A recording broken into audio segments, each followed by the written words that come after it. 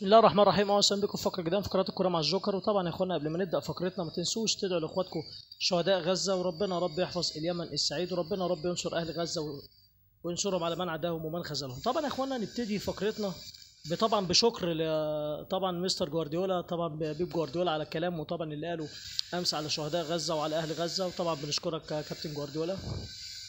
طبعا كمان يعني منتخب فلسطين بيودع الملحق، وطبعا يعني اداء مشرف برغم تعادله امام منتخب عمان ومنتخب عمان والعراق والسعوديه في الملحق. بالتوفيق للثلاث منتخبات. طبعا بقى يا اخوانا نبتدي كمان طبعا فرح العمده اللي عامله النادي الاهلي. بجد والله تحذير صعب قوي والله العظيم. احنا شامين ريحه 2018، فاكرين كاس العالم يا جماعه 2018 والتنفيخ الاعلامي والكلام ده كله.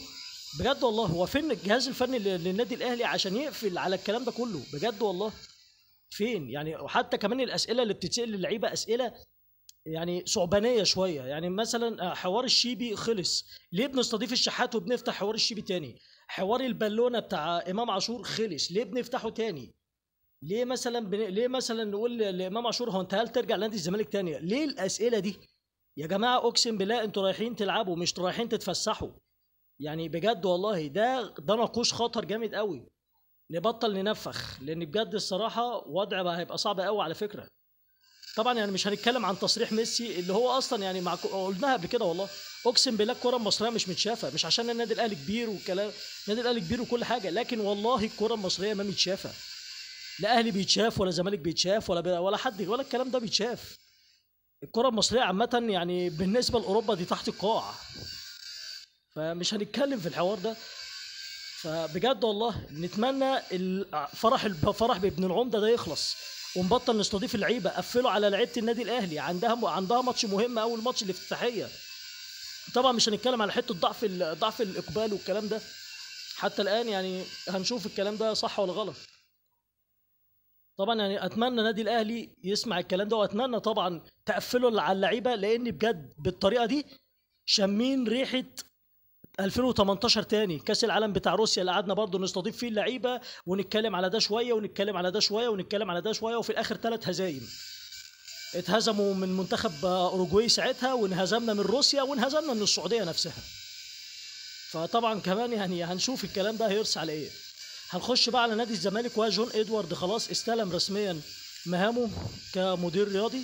ونتمنى طبعا يعني حتى الان في كلام عن مهاجم الاردن يقترب من نادي الزمالك، واتمنى صراحه زين نعيمات من اللعيبه الممتازه جدا. كمان في كلام عن راعي جديد لنادي الزمالك، اتمنى التوفيق لنادي الزمالك في اللي جاي.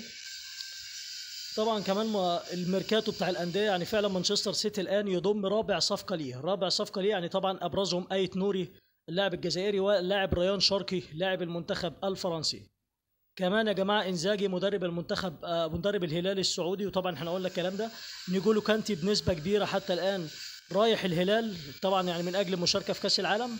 كاريراس بنسبه كبيره في ريال مدريد، بنسبه كبيره خلاص. حتى الان رونالدو موقفه مجهول يعني، بس انا بقولها لكم رونالدو هيلعب كاس العالم الجاي ده رسمي، رونالدو هيلعب. طبعا يا اخوانا خلاص بدانا العد التنازلي لكاس مصر، طبعا كاس الرابطه غدا باذن الله. النهائي هيكون بين البنك الاهلي وسيراميكا كليوباترا، وتحديد المراكز باذن الله يكون غدا برضو قبل طبعا هيكون الساعه 6 انبي امام الاسماعيلي، طبعا بالتوفيق للاربع فرق. لكن بجد والله ناقوس الخطر فرح ابن العمده ده لازم يخلص. طبعا مش هنتكلم على ابو ذمتين والصوره اللي نزلها على بن شرقي وزيزو وامام عاشور، طبعا احنا كلنا عارفين هو يقصد مين ابو ذمتين. بجد والله ابو ذمتين انت انسان موتور يا احمد يا شوبير، انت انسان موتور وفاسد. وطبعا والله العظيم اكبر غلطه عملها كابتن محمود الخطيب انه اصلا عينك في قناه الاهلي. يعني بجد والله انت واحد متورط في قواضي فساد وتزوير والكلام ده كله، غير طبعا الحوار بتاع احمد رفعت الله يرحمه طبعا. يعني بجد والله العظيم فساد ما بعده فساد من هذا الفاسد احمد شوبير. طبعا يعني كلنا شفنا طبعا الفضيحه على عينك يا تاجر. اتمنى طبعا النادي الاهلي يعني التوفيق وكل حاجه، لكن بجد بالطريقه دي مش هنشوف توفيق. اتمنى فرح العمده يتفض. كل يوم بنستضيف لعيبه، كل يوم بالدعم يا جماعه. انتوا فاهمين الدعم غلط. دعم النادي الاهلي مش كل يوم استضيف لعيبه وافضل افتح في مواضيع خلاص ماتت. برضو نسال امام عاشور عن مشكلته مع دونجا. طب ايه حوار البالونه؟ ايه يا جماعه في ايه؟ وفي الاخر تقولوا لا للتعصب. طب ما انتوا المصدر بتاعه، ما انتوا مصدر التعصب.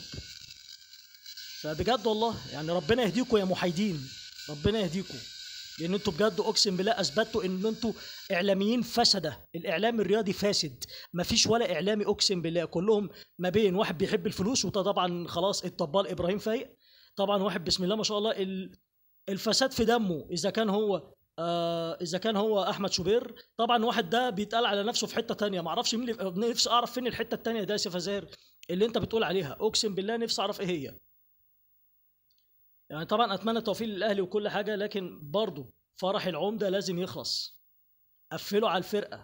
يعني طبعا في كلام ان خالد مرتجي هيستضيفوه كمان مصطفى شوبير. يعني يعني بجد والله العظيم مش عارف انتوا عايزين ايه بجد. وفي الاخر هنشيل الليله كلها لخسير بيرو عشان ما بيضحكش.